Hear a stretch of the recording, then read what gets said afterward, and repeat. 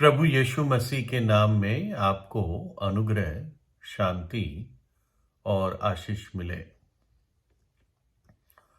साधु सुंदर सिंह एक बहुत जाने माने परमेश्वर के दास रहे। उनका जन्म 1889 ईस्वी में हुआ, लगभग 1890 कह सकते हैं। और उनका देहांत या जब से वो लापता हुए 1929 ईस्वी, लगभग 1930 ईस्वी, राउंड फिगर के लिए, यानी ये करीब 39-40 साल ही इस जगत में रहे। और साधु सुंदर सिंह, उनको बाद में लोग साधु कहने लगे थे, उनका नाम सुंदर सिंह था। इन्होंने एक सिख परिवार में जन्म पाया था। रामपुर गांव का नाम था और लुधियाना डिस्ट्रिक्ट में ये गांव था, उत्तर भारत में। तो सुंदर सिंह की जो माताजी थी, ये किसी जंगल में किसी एक साधु के पास इस बच्चे को ले जाती थी और वो बच्चा उस साधु के पैर पे बैठता था और जो भी उसकी माताजी की इच्छा थी कि साधु से कुछ प्रेरणा पाए वगैरह, वो इसलिए उसको ले जाती थी। लेकिन मदर की ये भी इच्छा थी कि बेटा इंग्लिश सीखे, तो इसलिए वहां पर एक इंग्लिश स्कूल था, एविंग क्रिश्चियन हाई स्कूल लुधियाना में। तो वहां पर माँ उसको इंग्लिश सीखने के लिए विशेष रीति से भेजती थी। लेकिन दुख की बात है कि सुंदर सिंह की माँ, जब वो 14 साल का ही था, उनका देहांत हो गया और वो बहुत गुस्सा हो गया। और क्योंकि स्कूल में बाइबल का शायद लेक्चर भी, पीरियड भी होता था, तो उसको इतना गुस्सा आया कि उसने पन्ना भाई पन्ना बाइबल का फाड़ कर दोस्तों के सामने जला दिया। घर पे वो अपने निजी परिवार के धर्मशास्त्र भी पढ़ते थे और इस 14 साल की उम्र के बाद उनको लगा कि ये सब करना, धार्मिक बातों पे ध्यान देना, और वो आई थिंक जो मसीही प्रीस्ट होते थे उनसे वाद विवाद भी करता था। फिर उसको लगा ये सब व्यर्थ है, और फिर पता नहीं क्यों इसने सोच लिया कि मैं खुदकुशी कर लूंगा और रेलवे ट्रैक पर, ट्रेन की पटरी पर अपने आप को फेंक दूंगा और ट्रेन के नीचे कट जाऊंगा। और उसने बस एक प्रार्थना की और एक समय रखा कि अगर इस समय तक मुझे सच्चा परमेश्वर दर्शन नहीं देगा तो मैं खुदकुशी कर लूंगा। और अचंभे और अद्भुत बात यह है कि उस रात प्रभु यीशु मसीह ने उसको दर्शन दिया। और सुंदर सिंह, जिसने बाइबल फाड़ी थी, अब वो इस हकीकत का इनकार नहीं कर पाया कि जब उसने प्रार्थना की थी कि जो भी सच्चा परमेश्वर है मुझे प्रकट हो, और प्रभु यीशु ने अपना दर्शन उसे दिया, तो उसने अब नम्र होकर अपना जीवन प्रभु यीशु को सौंपा। अपने फादर, जिनका नाम सरदार शेर सिंह था, उनको बताया कि अब मैं जीवन भर प्रभु यीशु की सेवा करूंगा। तो फादर बहुत गुस्सा हो गया और उसको कागजी तौर से रिजेक्ट किया कि हमारा बेटा नहीं है। सुंदर सिंह का भाई था राजेंद्र सिंह, जिसने सुंदर सिंह को जहर देने की भी कोशिश की कि ये कैसे यीशु मसीह को मान सकता है। और लोगों ने भी, मतलब और भी किस्से हुए जब उसको जहर देने की कोशिश हुई। कुछ लोगों ने उसके घर में सांप डाल दिए। लेकिन एक ब्रिटिशर था जो खुद प्रभु यीशु पे विश्वास करता था, उसने सुंदर सिंह की मदद भी की।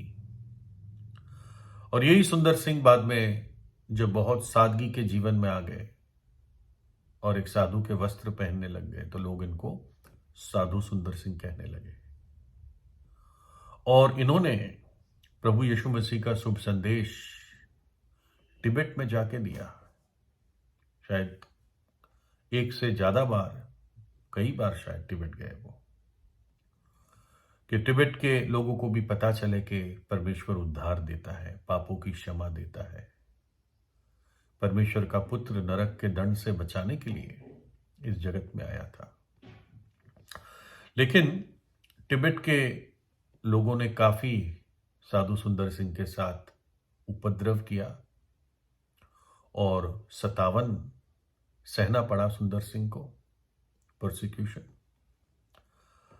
और 1929 ईस्वी में जब साधु सुंदर सिंह हिमालय क्रॉस करके शायद तिब्बत जा रहे थे, उसके बाद उनके बारे में सुनते नहीं है, या उनका देहांत हो गया, या जो भी, मतलब कोई क्लैरिटी नहीं है।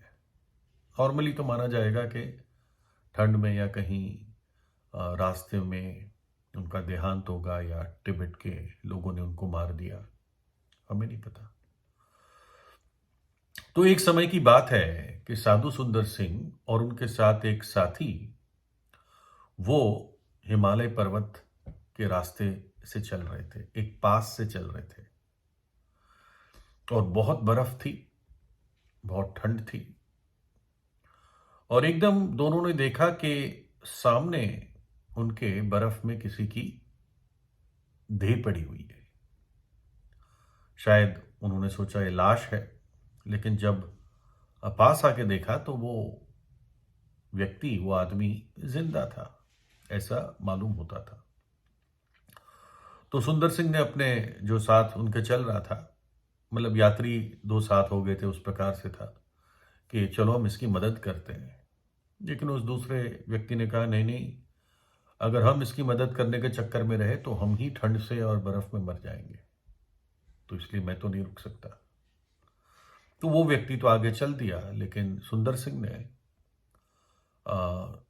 उसको उठाया, शायद अपने कंधे पे उठाया और किसी सुरक्षित जगह ले जाने की कोशिश की। लेकिन रास्ते में ही सुंदर सिंह के शरीर की गर्माहट से उस व्यक्ति में कुछ गर्माहट पहुंची और उसने आंखें खोली। और जो भी फिर उन्होंने कहीं रेस्ट करके या जो भी, अब दोनों चलने लग गए, है ना। जो व्यक्ति शायद वहां पड़ा पड़ा मर जाता, अब सुंदर सिंह के साथ चलने लगा। और जब वो आगे गए, उन्होंने एक व्यक्ति को देखा जो बर्फ में पड़ा हुआ था, और जब पास आके देखा तो वही व्यक्ति था जो पहले सुंदर सिंह के साथ यात्री था, जो कह रहा था अगर हम इसकी मदद करेंगे तो हम भी मर जाएंगे। तो हम देखते हैं कि कैसे सुंदर सिंह ने एक प्रकार से अपनी जान को खतरे में डालकर एक दूसरे की चिंता की, उसको उठा के चला। और वो व्यक्ति ऐसा नहीं कि वो मरा हुआ था, बेहोशी हो गया था, लेकिन उसने फिर से सही सांस पकड़ ली और चलने लग गया। और परमेश्वर ने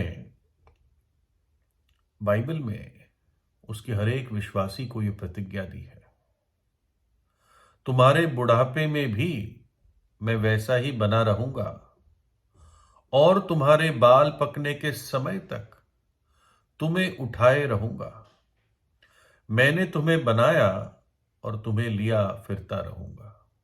सुंदर सिंह तो थोड़ी देर के लिए ही उसको उठा के ले जा पाते, और किया उन्होंने, और वो व्यक्ति बच भी गया। लेकिन प्रभु यीशु कहता है, परमेश्वर कहता है कि मैंने तुम्हें बनाया है और तुम्हें लिए फिरता रहूंगा तुम्हारे बुढ़ापे तक, तुम्हारे बाल पकने तक, है ना। लेकिन इससे बड़ी बात यह है कि प्रभु यीशु मसीह ने हमारे पाप के बोझ को अपने ऊपर उठा लिया।